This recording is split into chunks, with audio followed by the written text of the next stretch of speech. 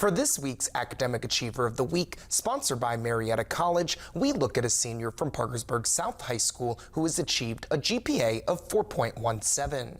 She plans to attend Clemson University after graduation to study biology and hopes to get into the medical field. Our Peyton Brooker introduces us to her.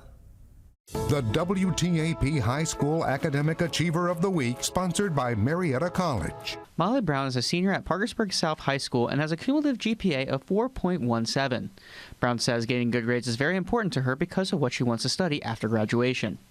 It's important because I want to go into the med field, so I need to understand how our body can work, and yeah.